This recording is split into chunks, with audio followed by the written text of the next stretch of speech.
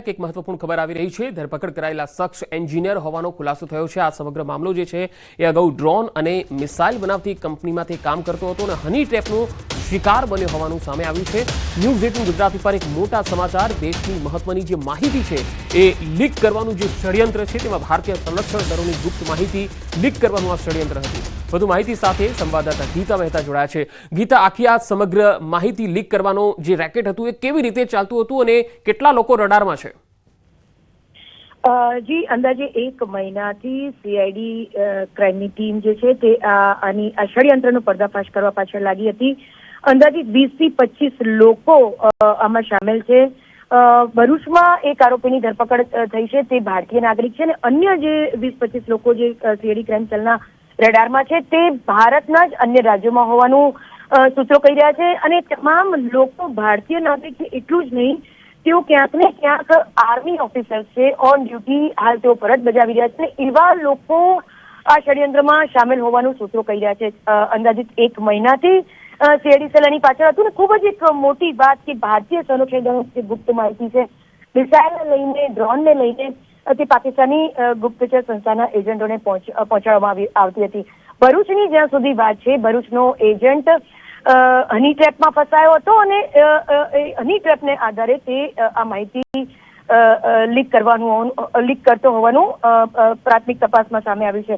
હાલ એક આરોપીની ભરૂચથી ધરપકડ કરવામાં આવી છે। અન્ય 20 થી 25 લોકો પાછળ પણ સીઆઈડી ક્રાઇમ હાલ કસરત કરી રહી છે। સૈન્યની ગુપ્ત માહિતી પાકિસ્તાનને પહોંચાડાતી હોવાનો વાત છે। જી ગીતા, આભાર માહિતી આપવા માટે।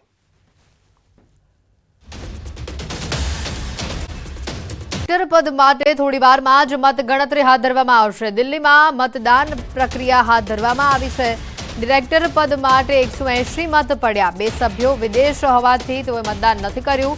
સાંજે 4:30 મતગણતરી હાથ ધરવામાં આવશે।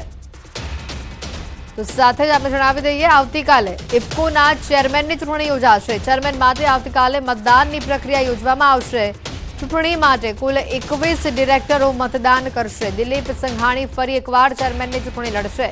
એક બેઠકમાં ભાજપના 2 ઉમેદવારો વચ્ચે જંગ જામશે। ભાજપના બિપિન પટેલ અને એમએલએ જયેશ રાદડિયા વચ્ચે જંગ જામશે। ડિરેક્ટરના પદ માટે ભાજપ સામે ભાજપની જ લડાઈ હોવાના સમાચાર આવી રહ્યા છે। સાંજે 5 વાગ્યા સુધી મતદાન પ્રક્રિયા ચાલશે તો 6 વાગે પરિણામ આવશે। ઇફકોના ચેરમેન તરીકેની જવાબદારી દિલીપ સંઘાણી પાસે, તો આ તરફ અમરેલી જિલ્લા સહકારી સંઘના ચેરમેન मनीष संघाणी इफ्कोना डायरेक्टर ने चुनाव में मतदान कर्યું।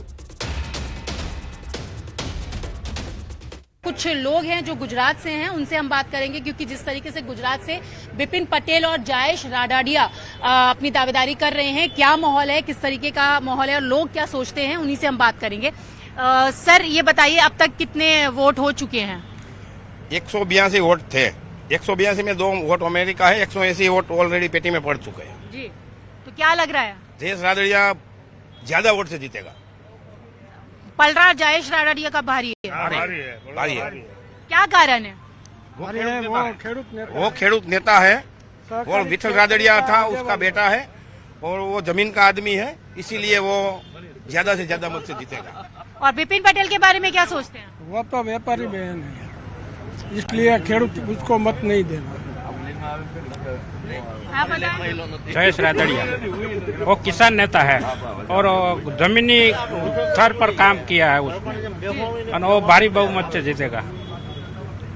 जयेश रादडिया 120-25 मत से जीतेगा। वो किसान नेता है, क्योंकि किसान का काम बहुत करते हैं, वो सभी का फसल का लिए बहुत काम कराते हैं, इसीलिए जयेश रादडिया की जीत होगी। तो यहाँ पर तमाम जो समर्थक आए हुए हैं जिन्होंने वोट किए हैं, उनका कहना है कि जो अभी फिलहाल वर्तमान में टीम है वो अच्छा काम कर रही है और डायरेक्टर के पद पर जो दावेदारी करेंगे जल्द ही काउंटिंग के बाद सबके सामने होगा, क्योंकि रिजल्ट सबके सामने आ जाएंगे।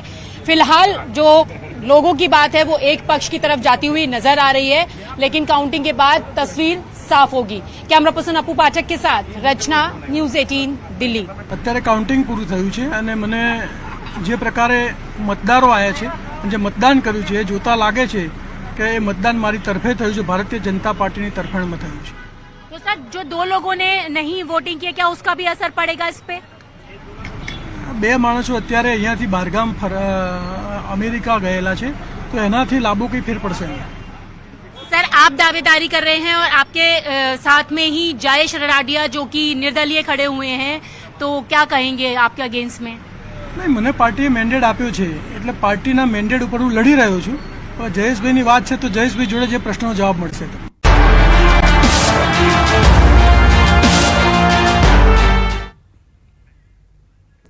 પંચમહાલમાં નીટની પરીક્ષામાં કૌભાંડનો મામલો. રોય ઓવરસીઝ કંપની માલિકની અટકાયત કરવામાં આવી છે. નીટની પરીક્ષામાં ચોરી કૌભાંડમાં ખુલ્યું છે નામ. પંચમહાલ પોલીસની તપાસમાં વડોદરા એસઓજી પોલીસ પણ જોડાઈ છે. પરશુરામ રોયની અટકાયત કરવામાં આવી છે. તે પહેલા તેઓએ તમામ આરોપો નકાર્યા હતા અને કહ્યું હતું કે નીટની પરીક્ષામાં હું સામેલ નથી, આવું કામ કર્યું નથી, મેં કોઈની જોડે ₹1 પણ નથી લીધો, હું જાણતો નથી, મારે કોઈ લેવા દેવા નથી. આમ તેમણે તમામ આરોપો નકાર્યા હતા. તો કલેક્ટરે કૌભાંડનો પર્દાફાશ કર્યો છે. નીટની પરીક્ષામાં સારા માર્ક્સ માટે કર્યું કૌભાંડ. 3 વ્યક્તિઓ સામે ફરિયાદ. ડેપ્યુટી સુપ્રિન્ટેન્ડન્ટની ગાડીમાંથી 7 લાખની રોકડ મળી. એક વિદ્યાર્થી દીઠ 10 લાખ નક્કી થયા હતા તેવી પણ માહિતી. શિક્ષક તુષાર ભટ્ટ, રોય ઓવરસીઝ કંપનીના માલિક પરશુરામ સામે પણ ફરિયાદ કરવામાં આવી છે. ગોધરાના આરીફ વોરાની પણ મિલીભગત છે. 6 વિદ્યાર્થીઓના નંબર મેળવીને સારા માર્ક્સની આચરવામાં આવી હતી ગેરરીતિ.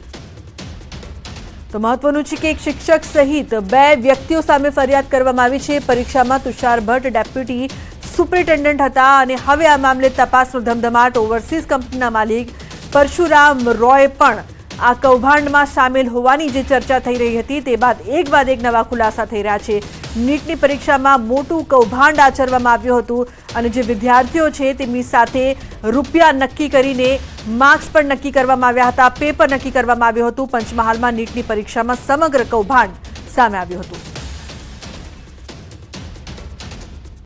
ગઈ 5મી તારીખે નીટની પરીક્ષાનું આયોજન હતું. પંચમહાલમાં ગોધરા સિટીમાં એનું એક સેન્ટર હતું. આપણે એક બાતમી મળી હતી કે અમુક ગેરરીતિઓ થવાની ત્યાં શક્યતા છે. એના આધારે આપણે તાત્કાલિક ટીમો મોકલી આપી હતી. જિલ્લા શિક્ષણ અધિકારી અને એની ટીમ ત્યાં સ્થળ ઉપર હતી. આ લોકોએ તપાસ કરી ત્યાં અને કોઈ પણ પ્રકારની ગેરરીતિ ત્યાં થવા દીધી નહોતી. એટલે પરીક્ષા જે પૂર્ણ થઈ છે એ વ્યવસ્થિત રીતે પૂર્ણ થઈ છે. પણ જ્યારે ત્યાં સ્થળ ઉપર તપાસ કરી અમુક વિગતો એવી મળી છે જેના આધારે ફર્ધર તપાસની જરૂરિયાત હોય એમાં ગઈકાલે પોલીસ કેસ દાખલ કરવામાં આવ્યો છે. એ ઉમેદવારોને OMRની અંદર પરીક્ષા પૂર્ણ થયા બાદ જ્યારે ઉમેદવારો ખાલી OMR છોડી દે છે ત્યારબાદ તેઓએ OMRમાં ટીક કરાવવા માટે આ જે ષડયંત્ર રચેલું હતું તેના એડવાન્સ પેટે લીધેલી રકમ હતી અને આ રકમને હાલ તપાસ અર્થે પોલીસ FRIમાં જમા કરેલી છે. જેને જવાબદારી જ હતી એ ડિરેક્ટર જ પણ આમાં 5 થી 6 વિદ્યાર્થીઓ સાથે એ પૂરતા સેન્ટર પૂરતો આખું કોઈ કૌભાંડ બહારનું છે કે એ સેન્ટર પૂરતો એમણે ચોરી કરાવવાનો પ્રયાસ કર્યો અને પૈસા લઈને કરાવવાનો પ્રયાસ કર્યો. આ જ સરકારની એજન્સીના ડેપ્યુટી કલેક્ટર વગરને આ કૌભાંડ ચોરી કરવાની જાણ થતાં તુરંત જ એના ઉપર FIR કરવામાં આવી છે અને આ જે ચોરી કરાવતા હતા તે સ્ટોપ કરાવ્યો છે જેથી કરીને પૂરા ભારતના સ્ટુડન્ટોને અન્યાય ન થાય. શિક્ષણ અધિકારીઓએ આની તપાસ કરેલી. જલારામ સ્કૂલ જે ગોધરા પરબડી ખાતે આવેલી છે ત્યાં એમની ટીમ સાથે તપાસ કરેલી અને ત્યાં આ નીટની પરીક્ષામાં કેટલાક વિદ્યાર્થીઓને ગેરકાયદેસર રીતે આર્થિક લાભ મેળવી અને આ આરોપીઓએ પાસ કરવાની કાવતરું રચેલી અને તેનો પર્દાફાશ થયેલો અને તે અંગે શિક્ષણ અધિકારી શ્રી નાઓએ તાલુકા પોલીસ સ્ટેશનમાં આ બાબતે વિગતવારની ફરિયાદ આપેલ છે. હાલ આ ગુનાની તપાસ ચાલુ છે. પરશુરામ રોય તેઓને હાલ ફતેગંજ એમની ઓફિસમાં હાલ એમને સરપંચ તરીકે અટકાયતમાં એસઓજીએ લીધેલા છે અને આગળની જે તપાસ છે એસઓજી પંચમહાલ જિલ્લાને અમે કરશું. આગળ જે પંચમહાલ પોલીસ આ બાબતે એકચ્યુઅલી તપાસ કરી રહી છે અને એ લોકો જ આગળની તપાસ કરશે અને એમને આગળની જે પણ કાયદેસર કાર્યવાહી છે એ એમના તરફ કરવામાં આવશે અને જે પણ આરોપીના શું રોલ છે એ બાબતે આગળથી સિનિયર અધિકારીઓ તરફથી આપણને માહિતી. માત્ર અને માત્ર જે FIRમાં નામ છે એના આધારે આરોપીને અમે હાલ અરેસ્ટ કર્યા છે. કોઈને જોડે ₹1 ના, હું ₹1 નથી લીધા. કોઈની જોડે આ કામ કર્યું નથી. અચ્છા, પણ હવે પોલીસ FIRમાં આપનું નામ છે તો હવે આપ કઈ રીતે એને ડિફેન્ડ કરશો? હવે એ તો જે લીગલી જે રીતે થશે પણ હું કર્યું કશું નથી એમાં. કારણ કે જિલ્લા શિક્ષણ અધિકારી કિરીટ પટેલ છે એમને તપાસમાં આગળ તમારા ગોધરા પોલીસ સ્ટેશનમાં તાલુકા પોલીસ સ્ટેશનમાં ફરિયાદ દાખલ થઈ ના કશું 1 રૂપિયા નહીં કર્યું એમાં. આપ જાણો છો ખરા આ બાબતમાં નીટની પરીક્ષા ના કોઈ લેવા દેવા ખરા? કશું નથી કોઈ લેવા દેવા? કોઈ લેવા દેવા નથી. તો નીટની પરીક્ષામાં મોટું કૌભાંડ જે પ્રકારથી સામે આવ્યો છે અને સાથે ભાંડો જે રીતે ફૂટ્યો છે, વિદ્યાર્થી દીઠ 10 લાખ લેવાનું નક્કી કરવામાં આવ્યું હતું અને હવે આ મામલે વધુ તપાસ.